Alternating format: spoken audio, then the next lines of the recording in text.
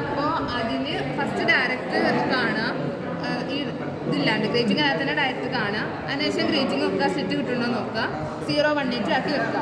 അതിനുശേഷം ഈ telescope 90 degree ഇങ്ങോട്ട് റൊട്ടേറ്റ് ചെയ്യുക, 90 ഡിഗ്രി റൊട്ടേറ്റ് ചെയ്യുക. എന്നിട്ട് ഈ ടെലസ്കോപ്പിൽ സ്ലിറ്റ് കിട്ടുന്ന രീതിയിൽ ഈ ഗ്രേറ്റിംഗ് ടേബിളിനെ അഡ്ജസ്റ്റ് ചെയ്തിട്ട് ഇങ്ങനെ തിരിക്കുക. അപ്പം നമുക്ക് ഇവിടെ സ്ലിറ്റ് കിട്ടും. ആ സ്ലിറ്റ് കിട്ടിയതിന് ശേഷം ഈ വെർനിയർ ടേബിളിനെ 45 ഡിഗ്രി എന്ത് ചെയ്യുക, തിരിക്കുക, 45 ഡിഗ്രി തിരിക്കുക. ഇനി നമ്മൾ ഇങ്ങോട്ട് കൊണ്ടുവന്ന് പറഞ്ഞാൽ ഇപ്പോൾ ഈ ഗ്രേറ്റിംഗ് പെർപെൻഡിക്കുലർ രീതിയിലായിട്ട് ഇതാണ് നമ്മുടെ സ്റ്റാൻഡർഡൈസേഷൻ ഗ്രേറ്റിങ്ങിൽ വരുന്നത്. ഇനി നമ്മൾ റീഡിങ് എടുക്കാൻ വേണ്ടിയിട്ട് നമ്മൾ ഇങ്ങോട്ട് തിരിക്കുമ്പോൾ നമുക്ക് ഫസ്റ്റ് ഓർഡർ കിട്ടും, അതുപോലെ കുറച്ചും കൂടി തിരിച്ചാൽ സെക്കൻഡ് ഓർഡർ കിട്ടും.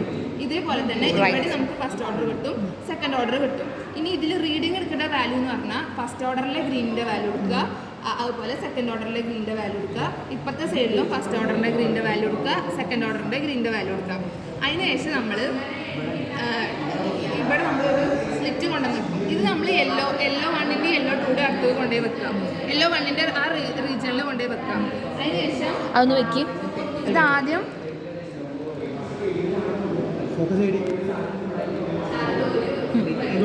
ഇതാദ്യം അത്യാവശ്യത്തിന് തുറന്ന് വെക്കുക.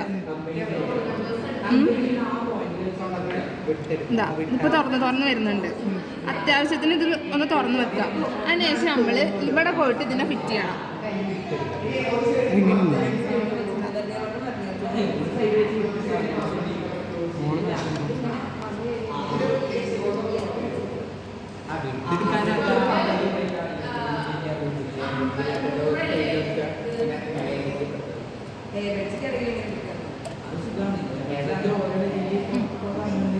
അത്യാവശ്യം ടൈറ്റ് ചെയ്ത് വെക്കാം.